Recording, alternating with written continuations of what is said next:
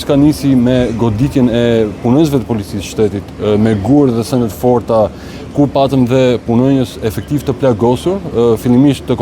komisariatit numër 5, më pas dhe komisariatet tjera të cilët kishin efektivet në dispozicion për garantimin e rendit dhe ligjit në gjatë zhvillimit të protestës. Sigurisht që protesta është një e drejtë kushtetuese, por nga ana tjetër duhet dallojmë mes protestës dhe dhunës që ushtrohet nga një grup personësh.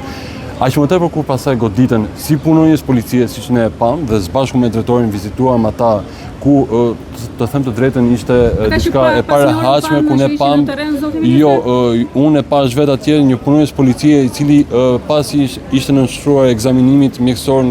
përmes skanerave nga ekipi mjekësor, me çarje të theksuar në kokë dhe një tjetër person. Unë i kam parë dhe video është e hedhur dhe në rrjetet sociale të mia, mund ta verifikoni këtë. Dhe sigurisht i duhe uruar shërim të shpejt kolegëve, jo vetëm atyre që unë vizitova, por edhe kolegëve të tij, të cilët sigurisht kanë dhe familjar, të cilët ishin të shqetësuar. Dhe nga ana tjetër, një fakt tjetër ishte edhe kolegë tuaj, gazetarë, të cilët ndonse u pretendua se ishin dhunuar nga policia, faktet janë komplet ndryshe. Kishim më herët një thirrje të Unionit Gazetarëve Shqiptar, të cilët i bënin thirrje policisë shtetit për të garantuar gazetarët në kryen e detyrës tyre.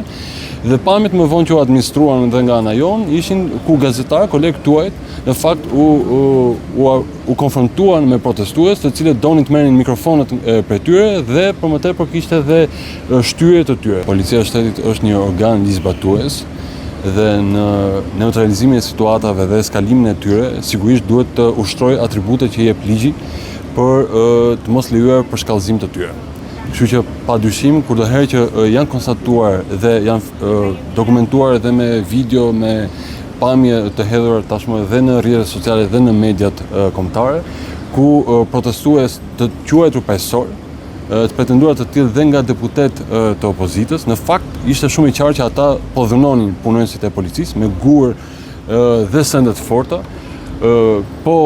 intimidonin deputetët e Parlamentit Shqiptar për të futur në ambientet ku ato janë zgjedhur për të ushtruar detyrën e tyre, si dhe po dhunonin dhe gazetarë. Nuk po flas për mjetet e policisë të cilat u pan qartë që u shkatruan nga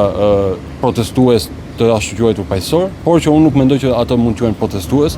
ato nuk kanë të bëjnë fare me protestën, një grusht personash të cilët me gurë në duar dhunojnë punonjësit e zbatimit të ligjit, punonjësit e çdo punonjës tjetër që kalon aty pranë. Dhe dëmtojnë pasurinë publike, në fakt nuk janë protestues, ata janë thjesht vandal.